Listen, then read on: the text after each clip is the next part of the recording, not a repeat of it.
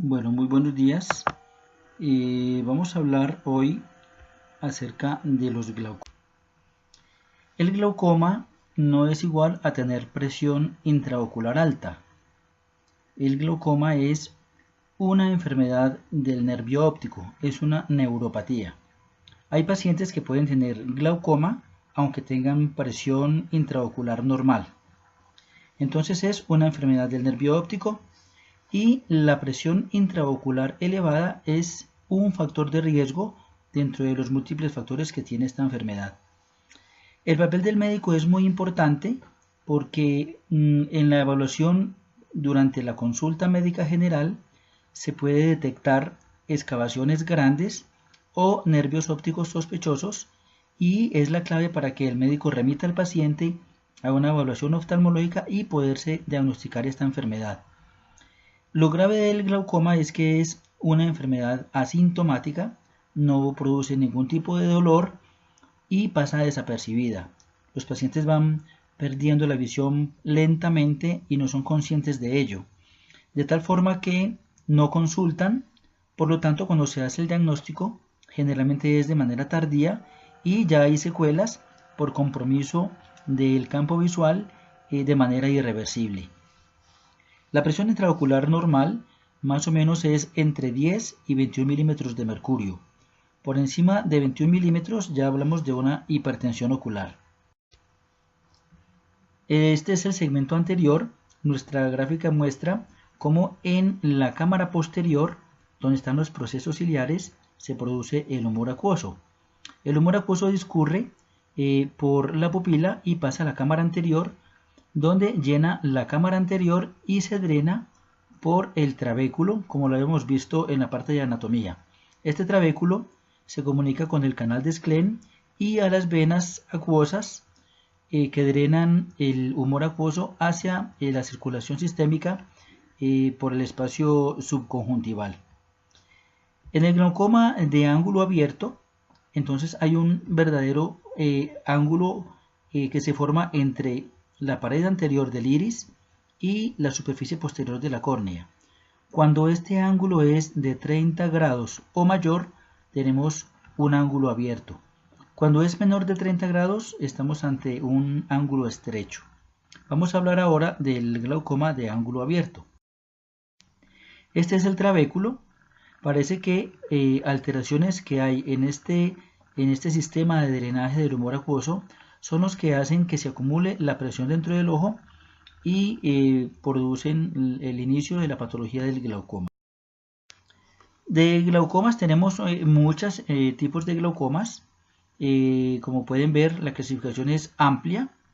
Tenemos glaucomas primarios, glaucomas de tensión normal, glaucomas juveniles.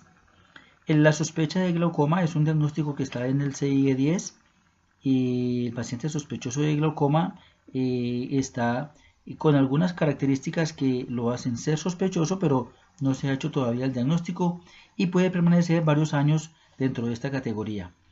Y están el glaucoma de ángulo cerrado, y además de esta clasificación están los glaucomas secundarios, en el caso por ejemplo de inflamaciones oculares, infecciones, traumas, hemorragias y otras patologías que pueden producir glaucoma. En los niños está el glaucoma primario congénito, cuando hay malformaciones en la malla trabecular o en la formación del segmento anterior, los glaucomas infantiles, los asociados a anomalías congénitas y los glaucomas secundarios también por inflamación o infecciones en los niños. Esta es una imagen del fondo de ojo que muestra el polo posterior, donde está el nervio óptico, que tiene una excavación, en este caso de un 30%, es la zona pálida. El borde a veces no es muy manifiesto, a veces es difuso, pero puede verse un disco óptico lleno, bien vascularizado, rosado, con una disposición central de los vasos arteriales y venosos, y entonces aquí tenemos un disco óptico. Puede haber otros discos ópticos en los que se ve una excavación un poco mayor. Ustedes pueden ver que desde acá hasta acá puede haber más o menos un 40% de excavación, y este hallazgo que se da en la consulta ya debe llamar la atención y debe hacer pensar que el paciente debe ser citado a un control o debe ser remitido para valoración porque tiene una excavación grande. El glaucoma, por ejemplo en Estados Unidos, donde hay buena estadística, causa una prevalencia, o sea, casos nuevos y casos viejos del 1.86% de toda la población. Es una importante entonces causa de patología. Es la tercera causa de ceguera mundial. La primera causa de ceguera mundial es la catarata. La segunda causa es la retinopatía diabética. Y la tercera causa de ceguera mundial es el glaucoma. Pero como la retinopatía diabética puede ser tratable o reversible y la catarata también, entonces el glaucoma llega a ser la primera causa de ceguera irreversible, tanto en raza negra como en todos los grupos poblacionales. Cada año hay en el mundo entre 2.4 y 2.6 millones de ciegos por glaucoma. Entonces es un problema de salud pública muy importante. Los pacientes que tienen glaucoma presentan una carga psicológica importante, se deprimen ante el panorama de quedarse ciegos, ante la incertidumbre. La enfermedad exige tratamientos costosos que a veces no son suministrados por las EPS y los medicamentos a veces producen efectos secundarios. En la raza negra hay 6 veces más glaucoma, sobre todo en pacientes mayores de 45 años. Entonces, tenemos una población más o menos de 10 millones de personas ciegos que pueden formar un país de ciegos, porque es la causa mayor de ceguera no reversible a nivel mundial. En todas las edades produce el 15% de ciegos. En la raza blanca tiene una prevalencia, recuerden que prevalencia es casos nuevos más casos viejos, de 1.1 a 2.1%. Miren cómo en la raza negra la prevalencia es del 6.6 hasta el 12.6%. Y en pacientes mayores de 70 años, esta cifra se puede multiplicar 3 veces u 8 veces. Los factores de riesgo para el glaucoma tenemos el sexo, sobre todo en el sexo femenino para el glaucoma de ángulo estrecho. El ser fumador o consumidor habitual de alcohol puede producir daños microvasculares que pueden empeorar el panorama del glaucoma. Tener edad mayor de 45 años es un factor de riesgo. Tener una presión intraocular elevada es un factor de riesgo. La herencia, tener familiares en primer grado con glaucoma también es un gran factor de riesgo. Por eso los familiares de los pacientes deben ser evaluados. Las enfermedades cardiovasculares, por sus daños y compromiso microvascular, también pueden producir daños en la perfusión del nervio óptico y agravar el caso de glaucoma. Los pacientes de raza negra tienen mayor prevalencia. Con respecto a los pacientes con diabetes mellitus y miopes, se ha encontrado estos grupos poblacionales con mayor prevalencia de glaucoma, pero lo que pasa al parecer con estos pacientes es que consultan más. Son grupos poblacionales que consultan más frecuente a oftalmología y por eso en estos grupos se encuentra con mayor frecuencia la enfermedad. Entonces es una estadística soslayada porque es un grupo poblacional que consulta más con respecto a la población en general. Ahora se sabe en los últimos años que tener espesor corneal central bajo es un factor de riesgo para el glaucoma. Es decir, los pacientes con córneas delgadas tienen más riesgo de glaucoma que la población general. Y por eso es una de las medidas que se hace cuando evaluamos a los pacientes, es tomar la medida del espesor corneal.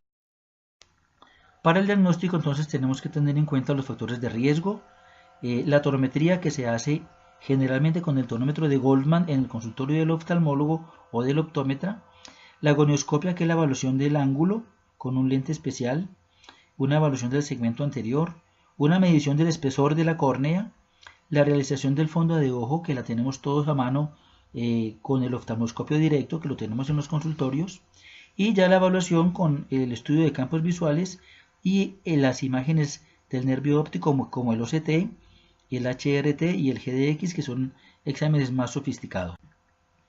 La tonometría se hace pues con un prisma especial que se llama el tonómetro de Goldman. Se aplica una gota de anestésico, se pone un colorante y se comprime el ojo con este prisma, de tal forma que cuando se logra esta imagen de dos curvas que se tocan en su pared interna, es donde se mide la cifra de la presión y hay un resorte que ya está calibrado y que permite pues hacer esta medida.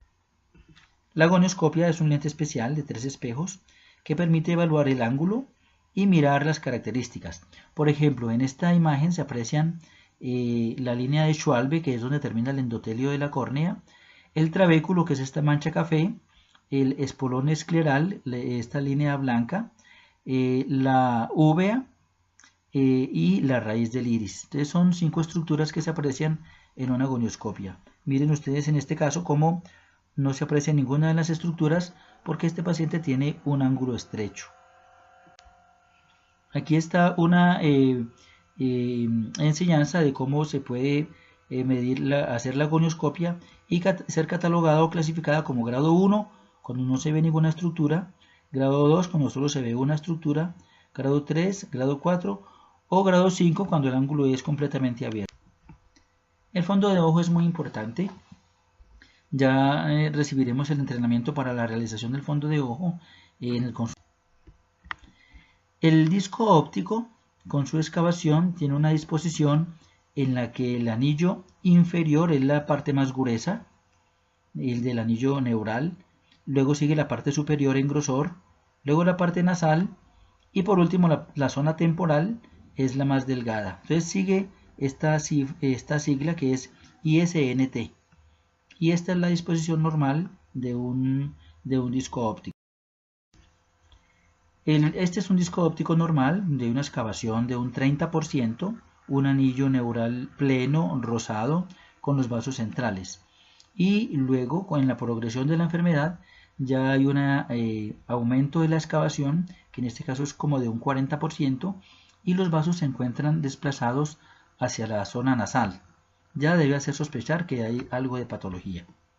Más adelante se puede apreciar una excavación irregular.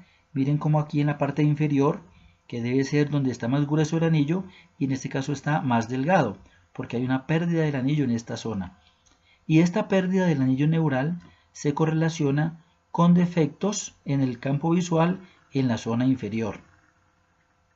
Aquí tenemos ya una excavación mucho más grande. Miren que los vasos aparecen cortados, son desplazados hacia la zona nasal, se ven cortados y luego aparecen más adelante. Esto se llama un bayonetamiento vascular, como en forma de bayoneta. Los vasos aparecen sin que se sepa de dónde vienen porque hay un espacio grande acá producido por la excavación. Ya este es un estadio muy avanzado de la enfermedad. Tenemos aquí un nervio óptico normal con una excavación normal, bien perfundido y vasos centrales. Y aquí tenemos una excavación anormal. Miren que acá abajo hay como un mordisco, esto se llama un notch, donde hay una pérdida del anillo neural en la parte inferior y hay una excavación más o menos de un 60%, tanto en el sentido vertical como en el sentido horizontal. Entonces miren los vasos bayonetados que deben hacer pensar al médico que hay una alteración ahí que no es normal. Deben evaluarse muchos o mirarse muchos discos ópticos para que el médico tenga el patrón y pueda ver cuando aparece un disco óptico anormal. Entonces los animo para que cada vez que puedan hagan fondo de ojo y logren ver excavaciones para que vayan tomando ese patrón de medida que, como lo ven, es subjetivo, pero es muy importante para detectar pacientes. Bueno, aquí nuevamente una excavación grande, más o menos de un 40%, que ya llama la atención. Aquí los vasos aparecen con poco apoyo, casi bayonetados, y los vasos centrales están desplazados hacia la zona nasal. Eso se llama nasalización de vasos. Aquí hay una excavación más grande. Miren ustedes que aquí, a pesar de estar rosado, el anillo neural está muy plano, porque el vaso pasa casi sin elevarse, de tal forma que hay una pérdida del volumen de este anillo neural. Entonces, en la evaluación del disco hay que tener como una mirada en estereoscopia para darse una idea de cómo está el disco y puede uno entrever que aquí hay una patología. Miren el borde superior como está más adelgazado porque hay un notch acá arriba y los vasos están nasalizados.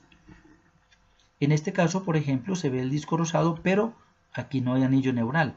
Los vasos pasan rectos porque aquí no tienen apoyo y hay una excavación que es más o menos de un 70% y que cubre toda esta zona.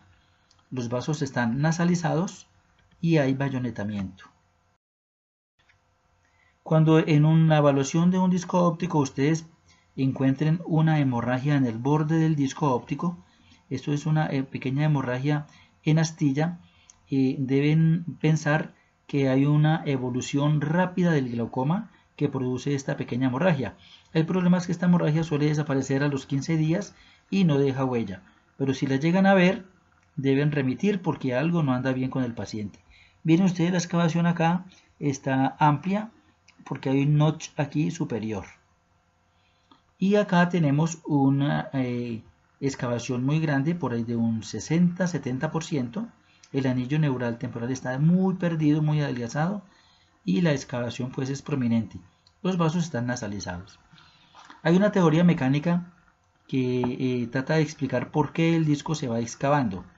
La teoría mecánica dice que la presión intraocular produce la profundización de la excavación. Hay una teoría isquémica que habla de que el disco óptico está sometido a fenómenos isquémicos que hace que se mueran las fibras ganglionares y por eso aumenta la excavación. Y la teoría apoptóptica habla de que el reloj biológico de las células ganglionares está con un mal funcionamiento y hay una muerte temprana de las células ganglionares y de sus axones, y eso explicaría por qué la excavación aumenta. La verdad es que las tres teorías se complementan y creemos que ocurre este triple fenómeno para explicar la producción de la excavación en los pacientes con glaucoma. El campo visual es un examen que se hace en una pantalla donde el paciente está mirando la zona central y aparecen estímulos luminosos en todo el campo. Se hace por un ojo a la vez y el paciente debe ir señalando cuando aparezcan los estímulos. En este software se mide la intensidad de la sensibilidad luminosa en todos los puntos y aparece un diagrama de las zonas con menos sensibilidad que muestran un escotoma por pérdida del campo visual en algunas áreas.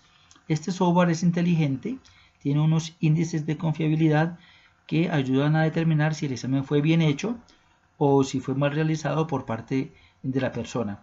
Este examen exige pues colaboración del paciente. Si un paciente quiere manipularlo y aparentarse estar más ciego de lo que parece, pues puede alterar el examen y por tanto es algo que hay que tener en consideración. Les cuento que el estudio de campos visuales sirve para el diagnóstico del glaucoma y también para el seguimiento. Si el escotoma se va aumentando en el tiempo, quiere decir que hay una progresión de la enfermedad y debe mejorarse la terapéutica o cambiar la manera como se está manejando esta enfermedad. El OCT es un examen muy moderno que se hace con rayos láser y que hace un corte en zonas de la retina o del nervio óptico y que permite ver con gran aumento, por ejemplo en este caso las 10 capas de la retina. Este es un OCT de mácula y tenemos el OCT del nervio óptico que permite hacer una medida de las capas y de la estructura del nervio óptico para cuantificar tanto la excavación como el volumen del anillo neural. Es un examen objetivo que ayuda mucho para el diagnóstico y también para el seguimiento. Puede hacer reconstrucciones en 3D, por ejemplo, de la excavación en este paciente con glaucoma. Este es el informe que presenta el OCT del nervio óptico. Entonces, él toma una medida alrededor del disco óptico, una medida en profundidad, y luego extiende esa medida en profundidad, la extiende de manera lateral, de tal manera que aparece en la imagen en negro el espesor de la capa de fibras ganglionares en todas las zonas que forman el disco óptico. Este es un valor estadístico. En verde están pacientes normales, en amarillo están una población en riesgo y en rojo una población con glaucoma. y la medida del paciente es la parte negra. Esta es una estadística más o menos de 10.000 pacientes que viene como parte del software que tiene el equipo y da unas medidas estadísticas que permiten evaluar y hacer seguimiento. Se permite también comparar el ojo derecho con el izquierdo para ver la asimetría en la imagen de la capa de fibras en todas las zonas del nervio. Aquí tenemos una representación además complementaria porque también mide la capa de células ganglionares. En este caso miren el compromiso que tiene este paciente, un compromiso bastante severo en rojo porque hay pérdida de la capa de células ganglionares. Las zonas amarillas son zonas de adelgazamiento y las zonas verdes son normales. Y se correlaciona con la medida del disco, como les explicaba, con esta sábana donde el paciente presenta zonas en rojo, en franco rojo, por pérdida del anillo neural. Igual en el otro ojo. Otros exámenes como el HRT también permiten hacer. El tratamiento del glaucoma crónico de ángulo abierto se inicia con medicamentos. Generalmente se inicia con un medicamento y se va evaluando al paciente cada mes. Si no se logra la mejoría de la presión, se agrega un segundo medicamento. Hasta 4 medicamentos se pueden agregar. Estos son los grupos de medicamentos para el glaucoma. Están los beta bloqueadores, entre los cuales tenemos el timolol, los inhibidores de la anidrasa carbónica, como la dorzolamida o la brinzolamida, los derivados de prostaglandinas, como el tafluprost, el travaprost, el bimatoprost y el latanoprost. Los alfa agonistas, como un derivado de la clonidina, que se llama la brimonidina, y se combinan varios medicamentos y si con ellos no se logra el control de la presión a niveles seguros, pues se requiere hacer cirugía. En cirugía tenemos cirugía con láser, una que se llama la trabeculotomía láser selectiva, que se hace con un tipo de jack láser, o la cirugía filtrante, donde se forma una fístula, que de pronto la vamos a ver en la consulta en algunos pacientes, y si fracasan se puede llegar a la instalación de una válvula, que es un dispositivo, un aparatico que se coloca con un tubito que va a la cámara anterior y permite el drenaje del humor acuoso.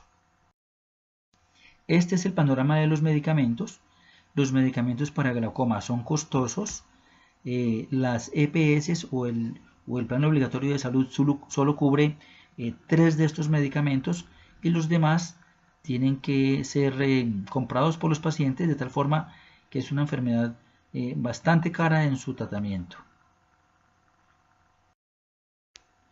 La cirugía, tenemos la cirugía filtrante o trabeculectomía, en la que se fabrica una fístula. Aquí se retira un pedazo del iris y para comunicar la cámara posterior con el espacio conjuntival y se forma esta ampolla por donde va a salir el exceso de humor acuoso.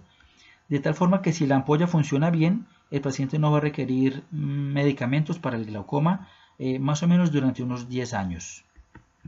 Aquí tenemos una ampolla que está mejor porque está vascularizada y funciona mejor que esta que está avascular. Esta es una ampolla filtrante. Generalmente se hace a nivel superior. Y es muy buena, es una medida terapéutica muy importante de primera mano para el manejo de los pacientes.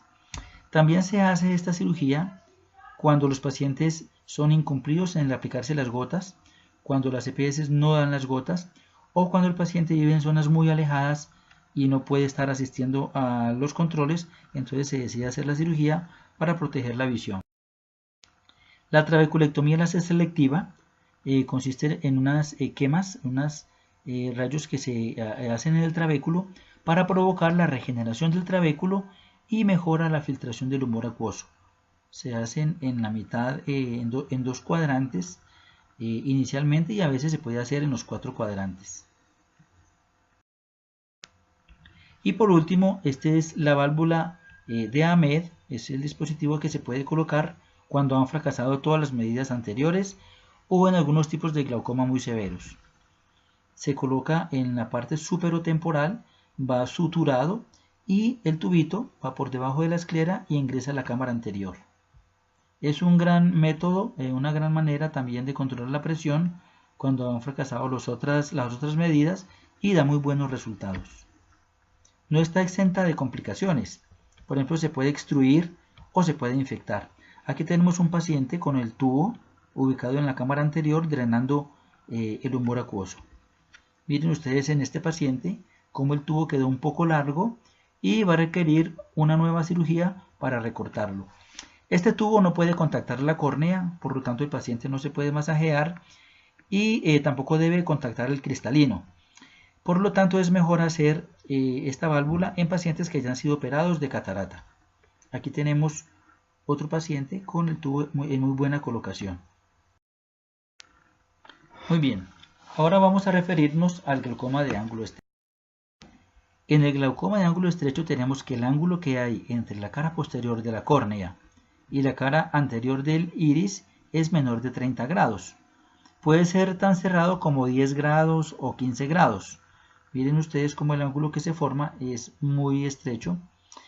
En este caso, del paciente con glaucoma de ángulo estrecho, se produce un adosamiento del borde pupilar al cristalino y el humor acuoso que se produce acá empieza a empujar hacia adelante, produciendo aún mayor cierre del ángulo y se produce una alza súbita de la presión que suele ser muy dolorosa y que produce pues el cuadro del glaucoma agudo por bloqueo pupilar y hace que el paciente consulte porque esta patología sí es severamente dolorosa.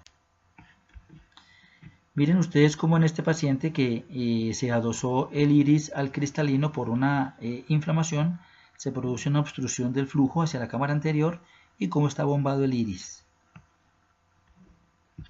En este caso miren ustedes también acá hay un paciente que hizo una uveitis y está el borde pupilar está sinequiado a la cápsula del cristalino, pero aquí hay una iridotomía, hay una perforación que permite el paso a la cámara anterior. Si no ocurre esto, pues se produce un cuadro de dolor y por aumento de la presión. Puede haber múltiples sinequias que van cerrando el ángulo. Miren ustedes este ángulo de este paciente que tiene unas adherencias del iris que cubren el trabéculo y van tapando el trabéculo de tal manera que la filtración del humor acuoso va disminuyendo hasta que se desencadena un glaucoma agudo. Un paciente que tenga un ángulo estrecho con un ojo pequeño generalmente puede pasar desapercibido y vivir su vida bien, pero cuando hace catarata, cuando tiene catarata más o menos después de los 60 años, pues en cualquier momento se puede desencadenar la crisis de glaucoma agudo. Miren las cataratas, cómo pueden ser tan maduras que estrechan el ángulo y desencadenan la enfermedad. Hay otros tipos de glaucoma, como cuando en pacientes que tienen cataratas muy maduras que no han sido operadas, se produce una ruptura espontánea de la cápsula y esto produce una reacción inflamatoria que puede producir también glaucoma. Es una verdadera urgencia quirúrgica. Puede haber luxación en este paciente que tiene un síndrome de Marfan. Por un pequeño trauma se produce que el cristalino se luxia la cámara anterior por delante del iris y esto bloquea la pupila y produce el cuadro de ojo rojo como lo ven acá y un glaucoma agudo. También es una urgencia quirúrgica. En este caso también hay un paciente con una catarata que la catarata pasó a la cámara anterior, el iris está por detrás y se produce un glaucoma agudo. En la hemocistinuria, en el síndrome de Ehlers-Danlos, puede ocurrir esto con alguna frecuencia. Bueno, los factores de riesgo para este glaucoma agudo, miren ustedes, son algunos tipos de razas. Los esquimales son la raza del mundo que tiene los ángulos más estrechos y es donde más ocurre el glaucoma agudo. Miren ustedes, los asiáticos también tienen una frecuencia alta porque tienen ojos muy pequeños. Los sudafricanos 2.3%. En el sexo femenino hay más glaucoma agudo que en el sexo masculino porque los ojos de las mujeres son un poco más pequeños y el ángulo es más estrecho. Tener cristalinos gruesos, cámaras anteriores poco profundas o tener ojos pequeños también es un factor de riesgo.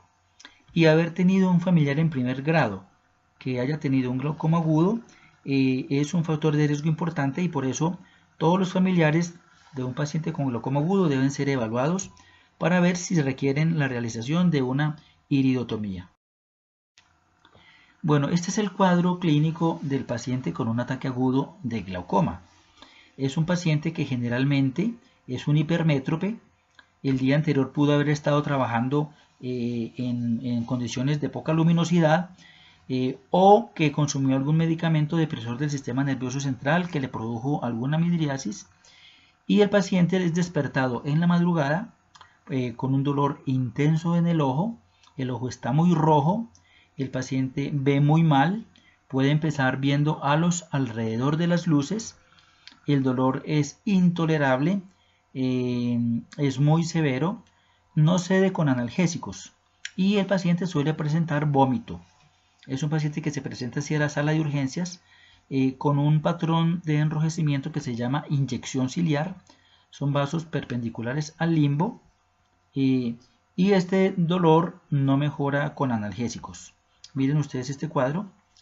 Característicamente entonces se encuentra un paciente con una inyección ciliar, con una midriasis paralítica. Este paciente no tiene reflejos pupilares fotomotores directos en este ojo. El ojo está dilatado, presenta una córnea con pérdida de la transparencia por edema de la córnea. En estos casos, la presión intraocular puede estar alrededor de 70 o 60 milímetros de mercurio, de tal forma que el ojo presenta un estado isquémico en su interior, y esto hace que el dolor no mejore con ningún analgésico. Casi siempre los pacientes que consultan ya han consumido algún analgésico o se les ha administrado alguna inyección y no mejora hasta que no se baje la presión intraocular. El manejo del glaucoma agudo entonces está orientado a preparar al paciente para hacer una iridotomía que va a solucionar el problema. Hay que reducir rápidamente la presión intraocular. Si el paciente no es sometido a la terapia adecuada y pasan más de 3 días con la presión en estos niveles, generalmente hay pérdida irreversible de la visión porque se muere el nervio óptico por isquemia y no hay recuperación visual. También se busca con el tratamiento aclarar la córnea para permitir que el láser llegue hasta el iris y hacer la iridotomía. Reducción de la inflamación intraocular, permitir que se contraiga la pupila y que se formen sinequias entre el iris y la córnea, o entre el iris y el cristalino por inflamación. Entonces los pasos para el los hemos colocado en 7 pasos en la terapia de urgencias. El primero es el decúbito dorsal. El paciente debe ser acostado en una camilla sin almohada para que el peso del cristalino que va hacia atrás trate de ampliar la cámara. En segundo lugar, se produce una diuresis osmótica. La diuresis osmótica se logra colocando manitol. El manitol es una sustancia que se encuentra en casi todos los hospitales. Se usa también mucho en neurología para deshidratar el cerebro en cirugías de neurocirugía. El manitol viene al 20%, es una sustancia osmóticamente muy potente que permanece dentro de la parte intravascular, y como es osmóticamente potente, atrapa líquido del intersticio y hace que el riñón empiece a eliminar el exceso de líquido, de tal manera que deshidrata los tejidos.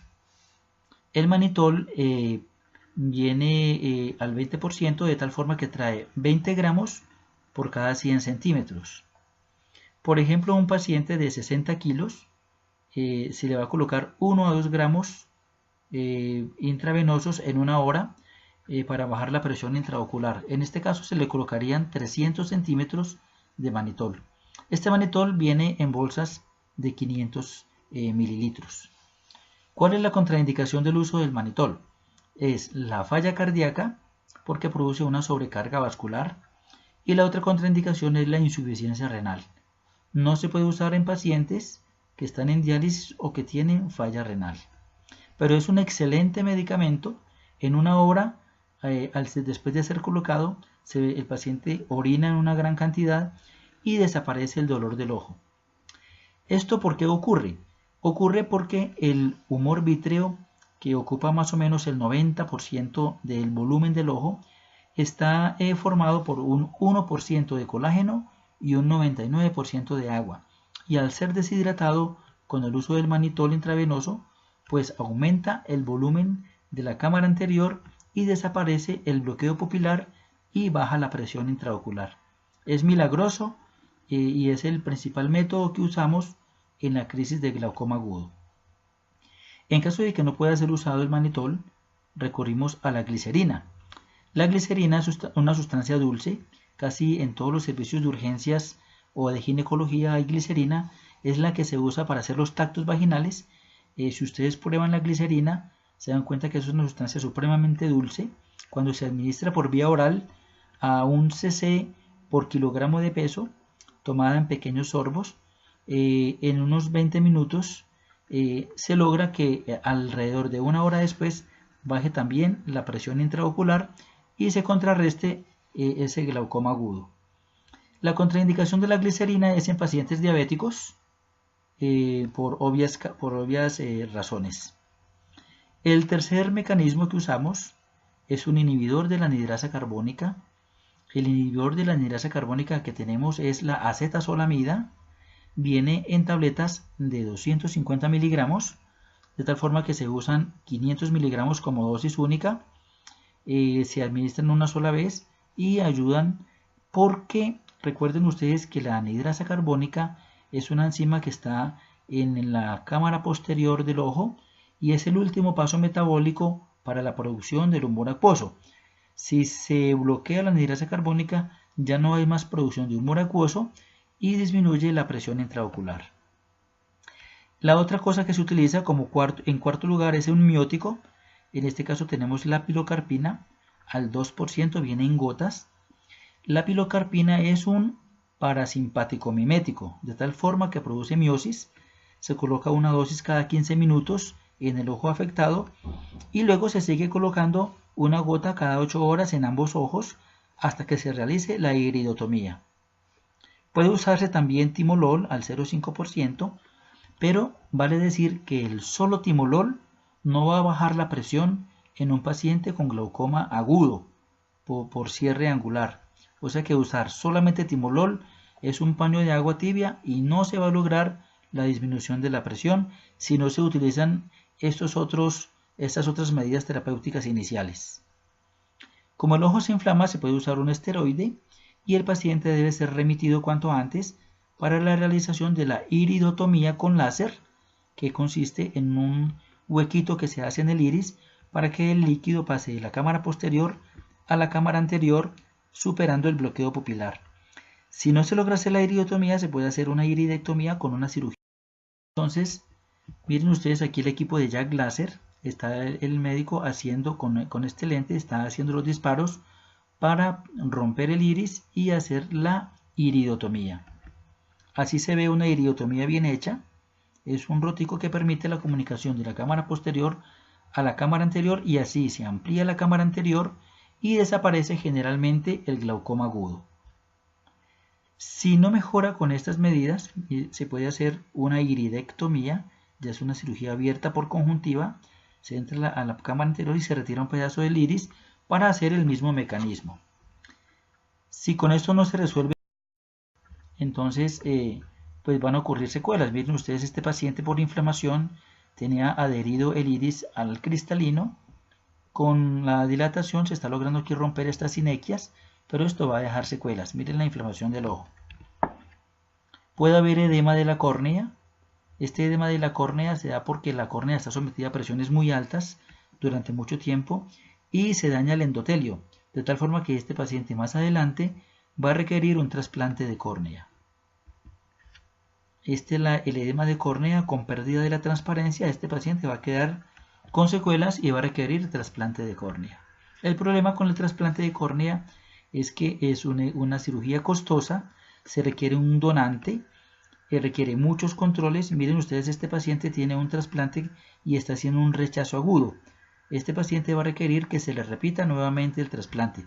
Entonces la idea es no tratar de llegar a este estado.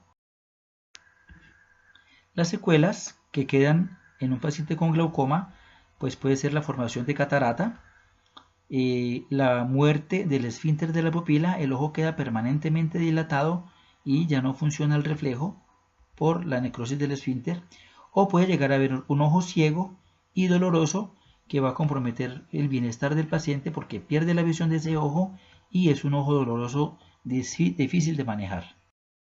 Muy bien, muchas gracias, espero que haya quedado muy claro el manejo del glaucoma agudo.